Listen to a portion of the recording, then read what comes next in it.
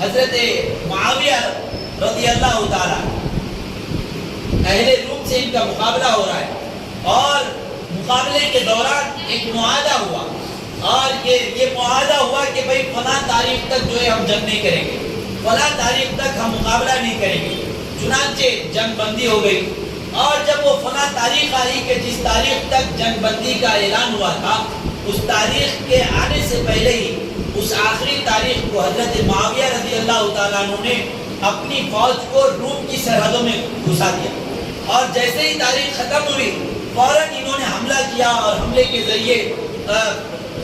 فتح کیا، اور بہت سارے علاقوں کو انہوں نے فتح کر لیا۔ تو اچانک سے پیچھے سے ایک منادی آتا ہے اور گھوڑا دوڑاتے ہوئے آتا ہے، اور وہ کہتا ہے وفا اللہ بدر قفو یا عباد اللہ، قفو یا عباد اللہ، اے اللہ کے بندو رک جاؤ، وفا کرو، غداری نہ کرو، وعدے کو نبھاؤ۔ فوراً حضرت معاویہ رضی اللہ تعالیٰ پیچھے پلٹتے ہیں اور پوچھتے ہیں کہ آخر کیا بات ہے؟ تو ان صحابی نے کہا کہ دیکھو تم نے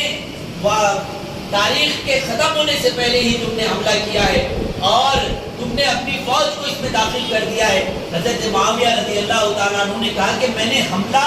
تاریخ ختم ہونے کے بعد کیا ہے، اور تاریخ ختم ہونے سے پہلے ہم نے اپنی فوج کو اس کے سرحدوں میں گھسا دیا ہے۔ تو ان صحابی نے کہا کہ یہ بھی معاہدے کے خلاف ہے، لہذا تم کو ایسا نہیں کرنا چاہیے۔ چنانچہ حضرت معاویہ رضی اللہ تعالیٰ عنہ نے وہ تمام علاقے جو فتح ہو چکے تھے ان تمام علاقوں کو واپس کر دیا۔ یہ ایمانی جذبہ ہے کہ جب اللہ کا حکم آ گیا، جب رسول اللہ کا فرمان آ گیا، تو پھر اب اس کے آگے ہماری لاجک اور ہمارا دماغ نہیں چلنے والا۔ جب اللہ نے کہہ دیا کہ یہ غلط ہے تو بس غلط ہے، اس کو ہم کو چھوڑ دینا ہے۔ جب اللہ کا حکم آ گیا کہ اس کو چھوڑو تو بس اس کو چھوڑ دینا ہے۔ یہی جو ہے جذبہ آپ دیکھیں کہ حضرت عمر بن خطاب رضی اللہ تعالیٰ، حضرت عمر رضی اللہ تعالیٰ عنہ نے جب یروشلم کو فتح کیا تھا تو وہاں کے یہودیوں سے معاہدہ کیا تھا، اور ان کے یہودیوں سے کہا تھا کہ دیکھو ہم تمہاری جان کی حفاظت کریں گے، اور اس کے بدلے میں تم ہمیں جزیہ دینا۔ یہ جو جزیہ ہوتا ہے یہ ایک قسم کا ٹیکس ہوتا ہے، جیسے ہر حکومت جو ٹیکس وصول کرتی ہے، دنیا کے اندر کوئی حکومت ایسی نہیں ہے جو ٹیکس وصول نہ کرے۔ اسی ٹیکس کو جو ہے اسلامی نام جو اس کا جزیہ ہے، آج کل اس پر بہت زیادہ وبال مچا ہوا ہے، اور لوگ جو ہے اس کے خلاف طرح طرح کی باتیں کرتے ہیں۔ حالانکہ جزیہ کی حقیقت یہ ہے کہ جس طرح ٹیکس کیا جاتا ہے اسی طریقے سے جزیہ لیتے تھے حضرت عمر بن خطاب رضی اللہ تعالیٰ، اور اس کے بدلے یہودیوں کی جان کی حفاظت کیا کرتے تھے۔ ایک موقع آیا کہ جو فوج مسلمانوں کی فوج تھی، ان فوجوں کو سرحدوں پر لے جانے کی ضرورت پڑی، تو جب حضرت عمر بن خطاب رضی اللہ تعالیٰ عنہ نے ان فوجوں کو وہاں سے ہٹایا تو یہودیوں کو بلایا، اور بلا کر کہا کہ دیکھو ہم تمہارے جان کی حفاظت کے لیے آپ سے جزیہ لیا کرتے تھے، ٹیکس کیا کرتے تھے، لیکن جو لوگ آپ کی حفاظت کرتے تھے اب ہمیں ان کو سرحد پر بھیجنے کی ضرورت ہے، لہٰذا یہ اب آپ کی حفاظت نہیں کر پائیں گے، اب اپنی جان کی آپ کو خود حفاظت کرنا ہے۔ لہٰذا حضرت عمر بن خطاب رضی اللہ تعالیٰ عنہ نے وہ تمام ٹیکس جو انہوں نے وصول کیے تھے وہ تمام ان کو واپس کیا، اور اس کے بعد ان سے جو ہے معذرت خواہی کر لی کہ اب ہم آپ کی حفاظت نہیں کر سکتے ہیں، آپ کو خود اپنی حفاظت کرنا پڑے گا۔ تو اس طرح دیکھیے کہ اخلاق و کردار کا کیا معیار تھا کہ جو جزیہ انہوں نے لیا تھا وہ جزیہ بھی انہوں نے ان کو واپس کر دیا۔ حضرت حذیفہ بن الیمان رضی اللہ تعالیٰ یہ مکے سے مدینے کی طرف جا رہے ہیں، راستے میں ابو جہل نے ان کو پکڑ لیا اور پکڑ کے کہا کہ کہاں جا رہے ہو؟ حضرت حذیفہ بن الیمان نے کہا کہ میں مدینہ جا رہا ہوں، رسول اللہ صلی اللہ علیہ وسلم سے ملاقات کی غرض سے جا رہا ہوں۔ ابو جہل نے کہا کہ ہم تمہیں جانے نہیں دیں گے، کیونکہ اگر تم مدینہ چلے جاؤ گے تو پھر وہاں حضور صلی اللہ علیہ وسلم کے ساتھ شریک ہو کر ہمارے خلاف تم مقابلہ کرو گے، لہذا ہم تمہیں جانے نہیں دیں گے۔ حضرت حذیفہ نے کہا کہ مجھے جانے دو، میں وہاں جانے کے بعد تم سے وعدہ کرتا ہوں کہ میں ان کی لشکر میں شامل نہیں ہوگا، اور ان کے لشکر میں شامل ہو کر تم سے مقابلہ نہیں کروں گا۔ جب حضرت حذیفہ نے یہ وعدہ کیا تو اس وعدے کے بعد ابو جہل نے ان کو چھوڑ دیا۔ حضرت حذیفہ حضور علیہ السلام کی خدمت میں پہنچتے ہیں اور حضور صلی اللہ علیہ وسلم سے ملاقات ہوتی ہے، اور یہ وہ وقت تھا کہ جب بدر کی تیاری کر رہے تھے رسول اللہ صلی اللہ علیہ وسلم۔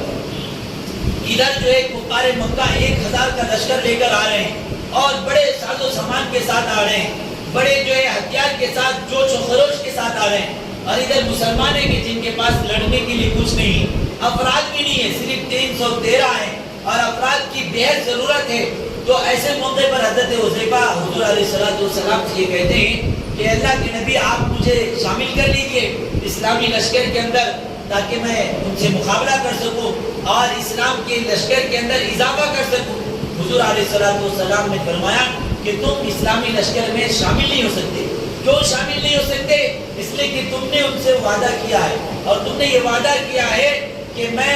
اسلامی لشکر کے ساتھ شریک ہو کر مقابلہ نہیں کروں گا، چنانچہ تمہارے لیے لازم ہے کہ تم وعدے کو وفا کرو۔ حضرت حذیفہ نے کہا کہ اللہ کے نبی، وہ تو اس نے زبردستی مجھ سے وعدہ کروایا تھا، میں کوئی دل سے وعدہ نہیں کیا، اس نے جو ہے مجھے گرفتار کر لیا، تو اس کی گرفتاری سے بچنے کے لیے میں نے وعدہ کر لیا۔ اس کے باوجود حضور علیہ السلام نے کہا کہ اگرچہ تم نے اس سے بچنے کے لیے وعدہ کیا ہے، لیکن چونکہ تم نے وعدہ کیا، اب تم پر لازم ہے کہ اس وعدے کو وفا کرو۔ آپ دیکھیں کہ افراد کی ضرورت ہے، لیکن اس کے باوجود بھی رسول اللہ صلی اللہ علیہ وسلم نے ان کو لشکر اسلام میں شامل ہونے کی اجازت نہیں دی۔ یعنی جب اللہ کا حکم آ گیا تو اس حکم کو مانا، اور اس حکم کے مطابق حضور علیہ السلام نے عمل کیا، حضور کے صحابہ نے عمل کیا کہ اللہ کے حکم کے مطابق چلنا ہے۔ جب اللہ کا حکم آ گیا تو اس حکم کو ماننا ہے، چاہے ہمارا نفس کچھ اور کہتا ہو، ہمیں چاہے ضرورت ہو، لیکن ہم اپنی ضرورتوں کو پیچھے رکھیں گے